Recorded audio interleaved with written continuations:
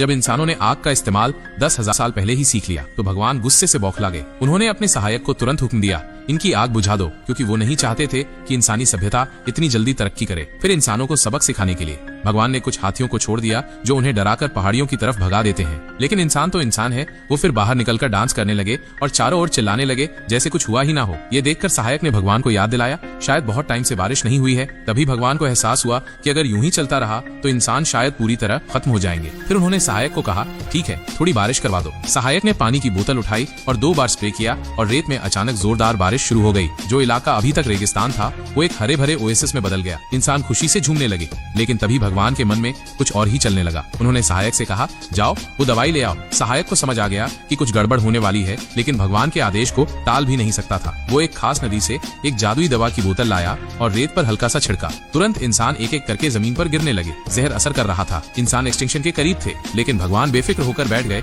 जैसे उन्हें फर्क ही ना पड़े। लेकिन जब उठकर देखते हैं तो वो हैरान रह जाते हैं। वो इंसान जो अभी तक भूखे प्यासे थे अब बड़ी बड़ी इमारतों में रहने लगे हैं। भगवान का गुस्सा 7वें आसमान पर पहुंच गया। तुरंत उन्होंने कहा, इनकी बिल्डिंग में आग लगा दो। जैसे ही आग लगी हर ओर चीखें गूंजने लगी, लेकिन भगवान को अब भी चैन नहीं मिला। उन्होंने एक जोरदार सांस ली और आसमान में एक विशाल मशरूम क्लाउड उठ गया। इमारत की छत पर फंसे लोग चिल्ला रहे थे, मदद मांग रहे थे और भगवान ये सब देखकर मुस्कुरा रहे थे। पर वहीं खड़ा सहायक ये सब देख नहीं पा रहा था। उसने हाथ जोड़कर कहा, कृपया इन मासूमों को छोड़ दीजिए। लेकिन भगवान ने कोई जवाब नहीं दिया, बल्कि और मजा आने लगा। शुक्र है कि तभी इंसानों की फायर ब्रिगेड और एम्बुलेंस आ गई और रेस्क्यू शुरू हुआ। लेकिन कहानी यही नहीं रुकी।